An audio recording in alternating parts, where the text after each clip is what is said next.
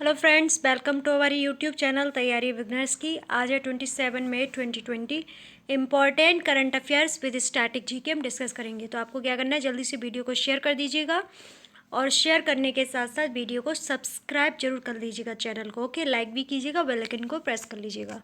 तो आज के क्वेश्चंस देख लेते हैं क्या क्या रहेंगे। फर्स्ट क्वेश्चन है, चौथी पीढ़ी के LCA तेजस विमान के साथ भारतीय वायुसेना अपने 18 स्क्वाड्रॉन का संचालन करेगी, जो किस शहर के पास स्थित सुल्लूर वायु सेना स्टेशन में होगा। तो किस शहर में होगा, तो क्वेश्चन ऐसे याद रखिएगा, जो भारतीय वायुसेना है वो अपने 18 स्क्वाड्रन का संचालन करने वाली है, तो वो किस राज्य के शहर में करेगी। तो कोयम्बटूर में करेगी, तमिलनाडु के अंदर। ओके, तो तमिलनाडु की बात करें तो ज़िले यहाँ पर होते हैं 32। राजभाषा यहाँ की तमिल है। ओके, तो गठन कब हुआ था तमिलनाडु का, तो 26 जनवरी 1950 को तमिलनाडु का गठन हुआ था। विधानमंडल यहाँ की एक सदनीय है। विधानसभा की 235 सीटें, राज्यसभा में 18 सीटें देखने को मिलेंगी। लोकसभा में 39 सीटें यहाँ देखने को आपको मिल जाएंगी। तमिलनाडु की राजधानी क्या है, चेन्नई है। पड़ोसी राज्य अगर पूछ ले जाएं तो आंध्र प्रदेश, कर्नाटक और केरल है। अभी मैप में भी आपको दिखा देंगे, क्योंकि हमने मैप में मर्ज किया है, जिससे आपको एग्जैक्ट लोकेशन पता हो जाए कभी कि तमिलनाडु किधर है, आंध्र प्रदेश किधर है, कर्नाटक किधर है। ओके, तो वर्तमान में मुख्यमंत्री तमिलनाडु के हैं एडापट्टी के पलानीस्वामी। राज्यपाल बनवारी लाल पुरोहित जी हैं। ओके, तो अब देख लेते हैं मैप में पहले से कि हम जो बता रहे थे आपको कि तमिलनाडु में मैप में देख लेने हैं। तो ये जो यहाँ पर है, ये तमिलनाडु, जो इंडिया शुरू होती है ये रही तमिलनाडु। ओके, तो अब इसका बॉर्डर केरल से, कर्नाटक से और आंध्र प्रदेश से मैच होता है। तो आपको दो क्वेश्चन और तैयार हो गए। अगर कभी पूछ लिया आंध्र प्रदेश का बॉर्डर किस किस से शेयर होता है, तो एक तो तमिलनाडु से शेयर होता है, बेंगलुरु से शेयर होता है। फिर आपको देख लेना है कि कहाँ और है, तो महाराष्ट्र से, इधर छत्तीसगढ़ से, इधर उड़ीसा से शेयर होता है। ओके, तो इस तरह से आप और भी चीज़ें याद रख सकते हैं। इसी तरह कर्नाटक का महाराष्ट्र से बॉर्डर शेयर होता है, इधर केरल से शेयर होता है, इधर तमिलनाडु से, उधर आंध्र प्रदेश से। ओके, तो अभी आपको याद क्या रखना है, तमिलनाडु। तो तमिलनाडु की लोकेशन ये है, तो इसका कर्नाटक और आंध्र प्रदेश से इसका बॉर्डर शेयर होता है। अब तमिलनाडु के बारे में तो बहुत सारे क्वेश्चन हैं, तो उन्हें भी देख लेते हैं। तो तमिलनाडु के प्रमुख पर्वत कौन कौन से हैं, तो वो हम यहाँ ये जो ब्लैंक पेज है यहाँ लिख के दिखाते हैं। तमिलनाडु के जो प्रमुख पर्वत हैं वो है नीलगिरी, मेलागिरी, इलायची तथा पालनी हिल्स जो है वो आपको तमिलनाडु में देखने को मिलेंगी। और प्रमुख शिखर अगर पूछे है तो वो कौन सा है, तो वो है दोदा बेट्टा। इसकी अगर ऊंचाई पूछ लिया कितनी है, तो 2640 मीटर का है। ओके, नेक्स्ट क्वेश्चन, मतलब इसमें तमिलनाडु से और कौन कौन सी यहाँ पर प्रमुख नदियाँ हैं, तो कावेरी, पालार, पेन्नार, भवानी, अमरावती, वैगे, चिन्नार, नोएल, व्यापार, वर्सली आदि यहाँ की प्रमुख नदियाँ हैं। प्रमुख वाणिज्यिक फसलें में गन्ना, तिलहन, काजू, कपास, तंबाकू, कॉफ़ी, चाय, रबड़ तथा मिर्च यहाँ की वाणिज्यिक जो फसलें हैं वो प्रमुख हैं। खाद्यान्न फसलों में चावल, मक्का, ज्वार, बाजरा, रागी और दालें यहाँ पर आती हैं। राज्य में परमाणु विद्युत गृह कलपक्कम में है। राज्य का राष्ट्रीय पार्क मन्नार सागरीय पार्क है। राज्य का राजकीय पशु नीलगिरी ताहर है। राज्य की पक्षी दाविल है, जिसे चमचबाज भी कहते हैं। ओके, क्षेत्रफल की दृष्टि से अगर पूछे जाए तमिलनाडु कौन से नंबर पर है, तो ये 10वें नंबर पर है। दक्षिण का संतरी भी तमिलनाडु को कहा जाता है। दक्षिण का संतरी किसे कहा जाता है, तमिलनाडु को कहा जाता है। ओके, और भी क्वेश्चन है यहाँ से कि जो तमिलनाडु में अन्नामलाई विश्वविद्यालय है वो अन्नामलाई नगर में स्थित है। और तमिलनाडु का प्रमुख त्यौहार जो है वो क्या है, पोंगल है। इंदिरा गांधी परमाणु अनुसंधान केंद्र कहाँ पर है, कलपक्कम में, जो कि तमिलनाडु के अंदर होता है। तमिलनाडु में विधान परिषद समाप्त कब कर दिया गया था, तो 1986 में विधान परिषद जो थी समाप्त कर दी गई थी। और राजीव गांधी की जो हत्या हुई थी पेराम्बटूर में, वो तमिलनाडु के अंदर ही एक जगह है पेराम्बटूर, वहाँ पर हुई थी। ओके, मंदिरों की पुण्य भूमि किसे कहते हैं, तो तमिलनाडु को कहते हैं। आप क्या क्या कहते हैं, दक्षिण का संतरी और मंदिरों की पुण्य भूमि तमिलनाडु को कहते हैं। श्रीमती एनी बेसेंट का प्रधान कार्यालय कहाँ पर था, तो अडेयार में, जो कि मद्रास में अवस्थित है। ओके, भारत का सबसे बड़ा कॉरिडोर रामेश्वरम मंदिर चेन्नई में अवस्थित है। भारत का सबसे लंबा समुद्र तट मेरीना बीच कहाँ पर है? तो ये भी चेन्नई में है। भारत का सबसे बड़ा सिनेमा घर थंगम जो है वो भी तमिलनाडु में देखने को मिलेगा। महान गणितज्ञ रामानुज की जन्मस्थली अगर पूछ लिया है वो भी पेरम्बटूर में, जो कि तमिलनाडु के अंदर आती है। सेंट जॉर्ज का किला कहाँ पर है? तो ये चेन्नई में देखने को मिलेगा। ओके, नेक्स्ट क्वेश्चन है, सरकारी ऋण स्थिति प्रतिवेदन के 9वें संस्करण के अनुसार भारत का वर्तमान ऋण कितना है? तो वो है 1.3 करोड़ रुपए का। ओके, नेक्स्ट क्वेश्चन है, 22 मई को सड़क परिवहन एवं राजमार्ग मंत्रालय ने किस वाहन के लिए L7 क्वाड्रीसाइकिल श्रेणी के लिए उत्सर्जन मापदंडों के लिए अधिसूचना जारी की है? तो BS6 वाहन के लिए अधिसूचना जारी की गई है। अब इसमें सड़क परिवहन एवं राजमार्ग मंत्रालय की बात आई है, तो इसके मंत्री कौन है? तो वो हैं नितिन जयराम गडकरी जी। इनका निर्वाचन क्षेत्र अगर पूछ लिया जाए क्या है, तो निर्वाचन क्षेत्र है Nagpur, Maharashtra. Okay, next question है, राष्ट्रीय कंपनी कानून अपीलीय न्यायाधिकरण ने दिवालियापन और कंपनी मामलों से संबंधित सभी मामलों में एक पक्ष के रूप में किस मंत्रालय को करने से पहले राष्ट्रीय कंपनी कानून न्यायाधिकरण के आदेश को अलग रखा है? तो कॉर्पोरेट मामलों के मंत्रालय के आदेश को अलग रखा है। नेक्स्ट क्वेश्चन है, विश्व बैंक के नए मुख्य अर्थशास्त्री और उपाध्यक्ष कौन बने हैं? तो कार्मेन रेनहॉट बने हैं। ओके, विश्व बैंक की स्थापना अगर पूछ लिया है कब हुई थी? तो 1944 में हुई थी। मुख्यालय वॉशिंगटन DC संयुक्त राज्य अमेरिका में है। विश्व बैंक की स्थापना किस परिषद के दौरान की गई थी? तो 1944 ब्रेटन वुड्स सम्मेलन के दौरान विश्व बैंक की स्थापना की गई थी। ओके, वर्तमान में विश्व बैंक का समूह के अध्यक्ष कौन है? तो वो है डेविड मालपास जी। नेक्स्ट क्वेश्चन है, वे भारतीय शांति दूत कौन है जिन्हें वर्ष 2019 के United Nations military gender advocate of the year पुरस्कार प्रदान करने के लिए चुना गया है? तो वो है मेजर सुमन गवानी जी। नेक्स्ट क्वेश्चन है, 25 मई 2020 को पंजाब के मोहाली में मृत्यु हुए भारतीय ज्येष्ठ खिलाड़ी हॉकी खिलाड़ी कौन है जिन्होंने आधुनिक ओलंपिक इतिहास में अंतर्राष्ट्रीय ओलंपिक समिति द्वारा चुने गए 16 दिग्गजों में से एक भारतीय थे और जिन्होंने 3 ओलंपिक स्वर्ण पदक जीते थे? तो वो थे बलवीर सिंह सीनियर। तो क्वेश्चन आपको एग्जाम के पॉइंट ऑफ व्यू से कितना याद रखना है कि हाल ही में बलवीर सिंह जी सीनियर जी की मृत्यु हो गई है। वे किस खेल से संबंधित थे? तो वे एक हॉकी खिलाड़ी थे। इन्होंने कितने स्वर्ण पदक जीते थे? तो 3 स्वर्ण पदक, ओलंपिक स्वर्ण पदक जीते थे। ओके, और ये किस राज्य से बिलोंग करते हैं? तो ये पंजाब राज्य से बिलोंग करते हैं। नेक्स्ट क्वेश्चन है, भारत का पहला राज्य कौन सा है जिसने खेल को उद्योग का दर्जा दिया है? तो वो है मिजोरम। ओके, अब मिजोरम की बात हो रही है तो मिजोरम के बारे में थोड़ी सी डिस्कशन कर लेते हैं उसके स्टैटिक पोर्शन की। इन्होंने क्या किया कि जो खेल होता है उसे उद्योग का दर्जा दे दिया है। ओके, अब उद्योग का दर्जा दे दिया तो उससे कुछ बेनिफिट ही होगा। तो अब मिजोरम के बारे में बात करते हैं। मिजोरम की राजधानी क्या है? आइजोल। राजभाषा यहाँ पर मिज़ो, अंग्रेजी और हिंदी है। यहाँ की जो ट्राइब है, जो जनजाति है, वो भी मिज़ो है। एंड यहाँ का जो गठन हुआ 20 फरवरी 1987 को हुआ था। राज्यपाल अगर पूछ ली जाए कौन है तो वो है PS श्रीधरन पिल्लई। मुख्यमंत्री जोरामथंगा जी हैं। जो मिज़ो नेशनल फ्रंट से इनकी जो पार्टी है वो कौन सी है? Mizo national front. विधानमंडल यहाँ की 1 सदनीय है। विधानसभा की सीटें यहाँ पर 40 हैं। राज्यसभा की सीट 1 है। लोकसभा की सीट भी यहाँ पर 1 है। उच्च न्यायालय इसका जो है गुवाहाटी उच्च न्यायालय है। खंडपीठ आइजोल में है और इसके जो मुख्य न्यायाधीश हैं वो कौन है? वो हैं अजय लांबा जी। ओके, नेक्स्ट क्वेश्चन, नहीं मतलब मिज़ो से ही है। मिज़ो लोगों के विभिन्न त्योहारों में केवल 3 मुख्य त्यौहार होते हैं, चपचार, मिमकुट और थाल फवांगकुट मनाए जाते हैं।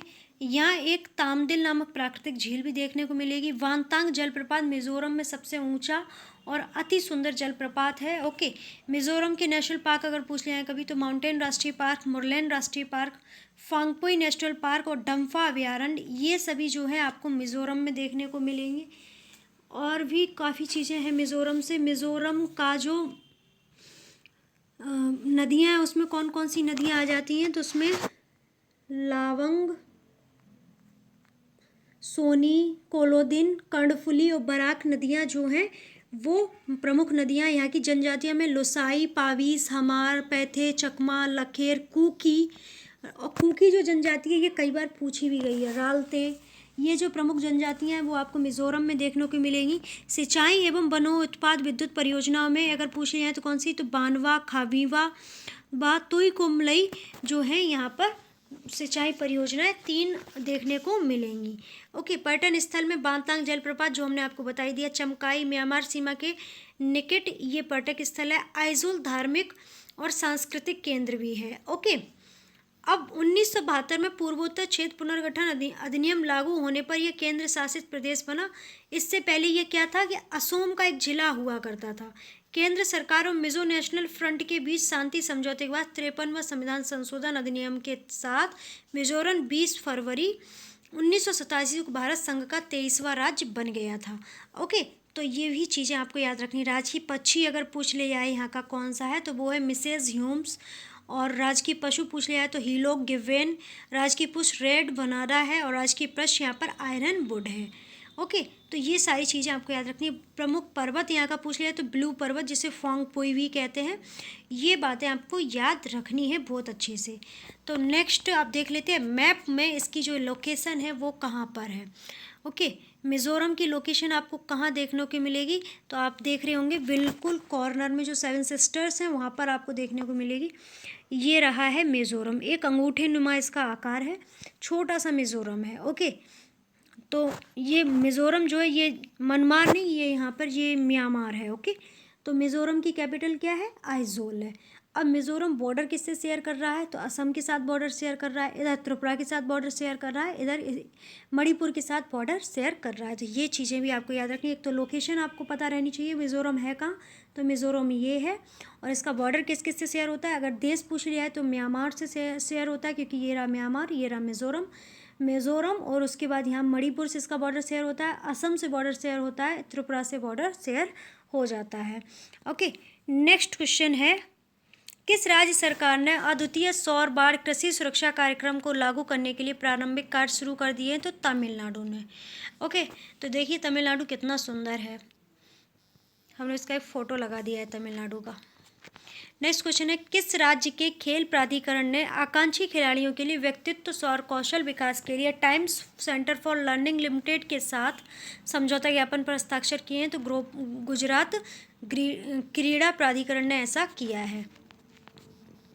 गुजरात की बात करें तो गुजरात की कैपिटल हो जाती है गांधीनगर। पहले ये जान लीजिए गुजरात नाम का अर्थ क्या होता है। तो गुजरात जो है एक अपभ्रंश के कारण गुजरात बोलने लगे, पहले ये हुआ करता था गुर्जर रात्र।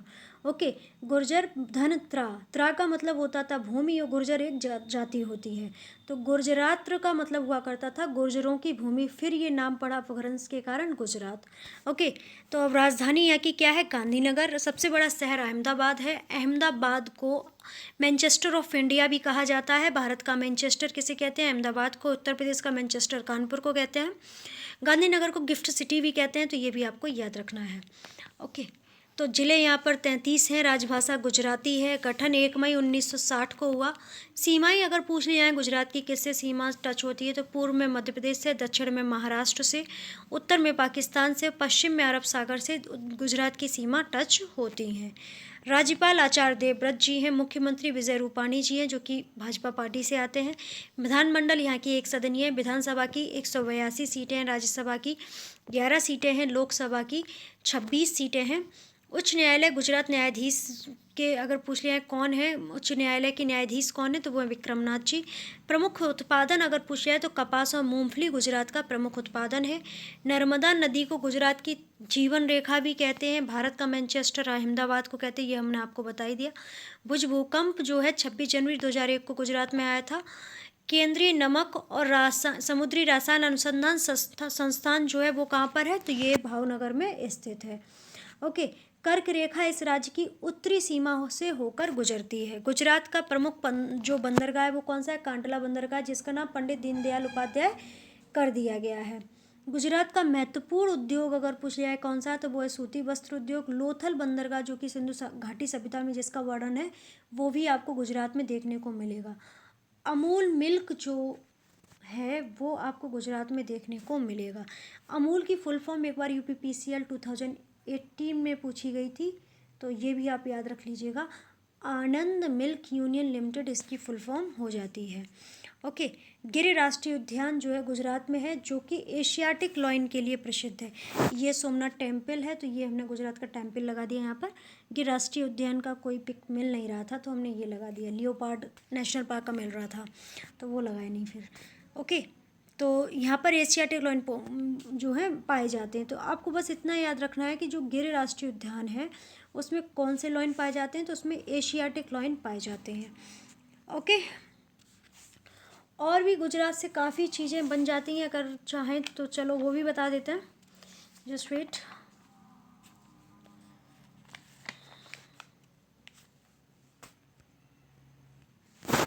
हाँ जी, तो जो राजकीय पशु है वहाँ का, तो वो भारतीय शेर है जिसे गिरसिंह कहते हैं। राजकीय पक्षी अगर पूछा जाए गुजरात का, तो वो है ग्रेटर फ्लेमिंगो। क्या है? Greater flamingo. ओके, एंड अगर पूछ लिया है राज्य का प्रमुख भूदृश्य कौन सा है, तो कच्छ का जो रण क्षेत्र है वो प्रमुख भूदृश्य है वहाँ का। गुजरात की सबसे ऊंची चोटी जो है गिरनार पहाड़ियों में स्थित है। गोरखनाथ की चोटी जो है सबसे ऊंची चोटी है। गुजरात का समुद्र तट जो है 1600 किलोमीटर का, जो देश का सबसे लंबा समुद्र तट है। ओके, भारत का लगभग 60% नमक का उत्पादन कहाँ होता है? गुजरात के अंदर होता है। गुजरात में पत्रकारिता के क्षेत्र में अग्रणी कौन सा समुदाय है, तो वो पारसी समुदाय जो है सबसे अग्रणी है। ओके, ग्लोबल वार्मिंग से निपटने के लिए जलवायु परिवर्तन नामक अलग विभाग की स्थापना करने वाला एकमात्र राज्य जो है वो कौन सा है, तो वो हमारा गुजरात है। ओके, तो ये भी बात आपको याद रखनी है।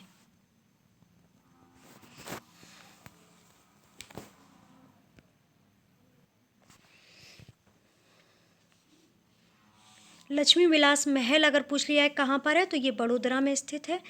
तो ये सारी बातें हमने आपको बता दी, आप याद रखिए। एक क्वेश्चन और है, भारत का सबसे बड़ा पेट्रोकेमिकल कारखाना इंडियन पेट्रोकेमिकल लिमिटेड एवं गुजरात ऑयल रिफाइनरी जो है वो भी बड़ोदरा में स्थित है।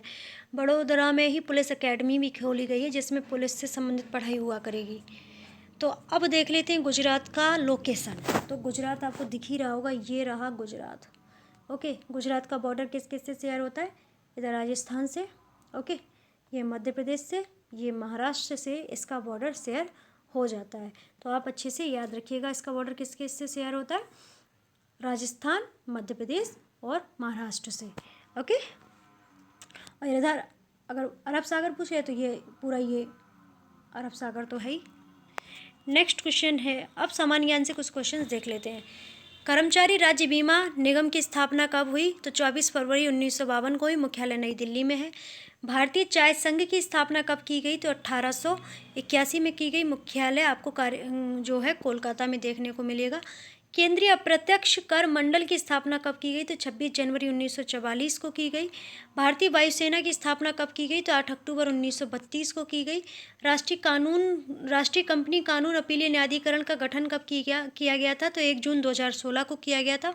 विश्व बैंक समूह की स्थापना तो आपको पता ही 1944 में की गई। मुख्यालय वाशिंगटन डीसी, संयुक्त राज्य अमेरिका में है। अब देख लेते हैं कल के रिवीजन क्वेश्चंस। ओके, विश्व कछुआ दिवस या वर्ल्ड टर्टल दिवस कब मनाया गया? 23 मई को मनाया गया। विश्व थायराइड दिवस कब मनाया गया? तो 25 मई को मनाया गया। किस स्टॉक एक्सचेंज ने कमोडिटी डेरिवेटिव्स क्षेत्र में गोल्ड मिनी ऑप्शंस के शुरुआत की घोषणा की है? तो नेशनल स्टॉक एक्सचेंज ने ऐसा किया। तो नेशनल स्टॉक एक्सचेंज के बारे में बात करें, यह भारत का सबसे बड़ा तकनीकी रूप से अग्रणी स्टॉक एक्सचेंज है। यह मुंबई में स्थित है। इसकी स्थापना 1992 में हुई थी। कारोबार के लिहाज से विश्व का तीसरा सबसे बड़ा स्टॉक एक्सचेंज है। किस देश में 12 से 17 जुलाई 2020 अवधि में international federation for automatic control विश्व परिषद आयोजित किया जाएगा? तो जर्मनी में। जर्मनी की कैपिटल क्या होती है? बर्लिन। यहाँ की करेंसी क्या है? यूरो। संसद वो डिस्ट्रिक्ट कहलाती है। प्रेसिडेंट फ्रैंक वॉल्टर स्टेइनमायर है।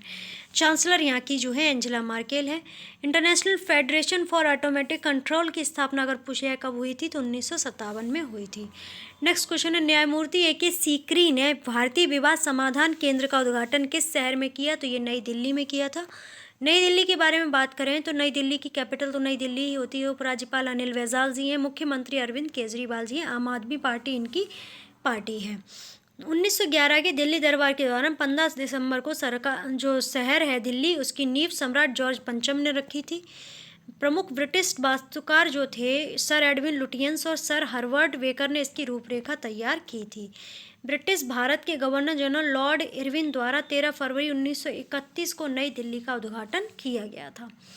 नेक्स्ट क्वेश्चन है, एक अनुसंधान पत्र के लिए automatic control and dynamic optimisation society द्वारा स्थापित प्रतिष्ठित APJ Abdul Kalam memorial international travel award के विजेता कौन हैं? तो वो हैं डॉक्टर तौसीफ खान जी। ये SRM विश्वविद्यालय आंध्र प्रदेश में नियुक्त हैं।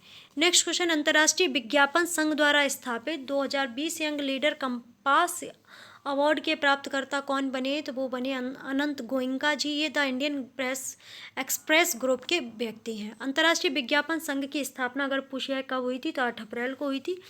मुख्यालय अगर पूछा जाए तो कहाँ पर है? न्यूयॉर्क, संयुक्त राज्य अमेरिका में।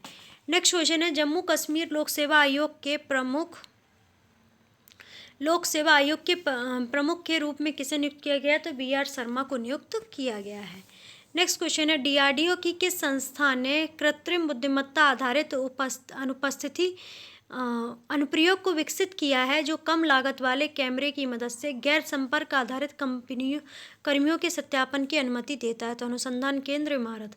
रक्षा अनुसंधान विकास संगठन की बात करें तो कब हुई थी? तो 1958 में। इसके हेड हैं जी सतीश रेड्डी जी। मुख्यालय अगर पूछा जाए कहाँ है, तो नई दिल्ली में। नेक्स्ट क्वेश्चन है, किस भारतीय संस्थान के वीवॉक्स प्रौद्योगिकी का उपयोग करके व्यापक तरीके से ऑनलाइन परीक्षा आयोजित करने की एक अत्याधुनिक विधि बनाई गई है? तो IIT भुवनेश्वर ने ऐसा किया है। अब बात करेंगे लेट्स लर्न समथिंग न्यू। चलिए कुछ नया सीख लेते हैं। तो विटामिन के नाम और रासायनिक नाम। तो विटामिन A का रासायनिक नाम होता है रेटिनॉल। विटामिन B1 का रासायनिक नाम होता है थायमीन। विटामिन B2 का रासायनिक नाम क्या होता है? राइबोफ्लेविन। विटामिन B3 का क्या नाम होता है? तो निकोटिनामाइड। और विटामिन B5 का नाम क्या होता है? रासायनिक नाम पेंटोथेनिक अम्ल। और विटामिन B6 का नाम क्या होता है? पायरिडॉक्सिन। विटामिन B7 का रासायनिक नाम क्या होता है? बायोटीन। विटामिन B11 का रासायनिक नाम क्या होता है? फोलिक अम्ल। विटामिन C का रासायनिक नाम क्या है? तो रासायनिक नाम होता है एस्कॉर्बिक एसिड। और ये कई बार पूछा गया है और ये बहुत इंपॉर्टेंट भी है। विटामिन D का जो रासायनिक नाम होता है वो होता है कैल्सीफेरोल। विटामिन E का नाम जो होता है वो होता है टेकीफेरोल। और विटामिन K का जो नाम होता है वो होता है फ्लोक्यूनोन। ओके, तो ये था हमारा आज का current affair with static GK GS के साथ बहुत ही महत्वपूर्ण वीडियो। अगर आपको अच्छा लगा, आई होप सो अच्छा लगा होगा, क्योंकि इतनी सारी जानकारी आपको एक साथ मिल जाती है। तो आप जल्दी से सब्सक्राइब कर लो चैनल को और बेल आइकन को प्रेस कर लो। और चैनल को सब्सक्राइब करने के साथ साथ आपको क्या करना है, आपका कोई क्वेश्चन हो, कोई क्वेरी हो, उसे कमेंट बॉक्स में मेंशन कर दीजिएगा। खबरी ऐप पर जाइए, तैयारी बिगनर्स की सर्च कीजिए, लिंक डिस्क्रिप्शन बॉक्स में दिया हुआ है, और वहाँ फॉलो करके ऑडियो रिवीजन जरूर करते रहिएगा। वीडियो देखेंगे फिर ऑडियो रिवीजन करेंगे तो आपका काफ़ी बेनिफिट होगा। ओके, आप हमारे social media account Facebook, Instagram, TikTok, hello, daily motion, ShareChat, Twitter पर भी फॉलो कर सकते हैं। उनके लिंक भी आपको डिस्क्रिप्शन बॉक्स में मिल जाएंगे। टेलीग्राम ग्रुप को ज्वाइन कीजिएगा, जिससे जो भी क्लासेस की PDF होती हैं वो आपको वहाँ से मिल जाए और अपने नोट्स आप अरेंज कर सकें। ओके, एंड आपको क्या करना है, घर पर रहना है, स्वस्थ रहना है, मस्त रहना है, पढ़ते रहना है, अपना ख्याल रखना है, अपने परिवारीजनों का ख्याल रखना है और पॉजिटिव रहना है। हमेशा मन में जुनून रखना है, हासिल कर लेंगे मुकाम अपना, तभी चैन से बैठेंगे। ओके, कभी भी नेगेटिव मत सोचिएगा, बस चलते जाइएगा, मंजिल आपको ज़रूर मिलेगी। ओके, तो आप सभी का एक बार फिर से बहुत सारा धन्यवाद वीडियो देखने के लिए। And don't forget subscribe please. Okay, do subscribe. Thank you.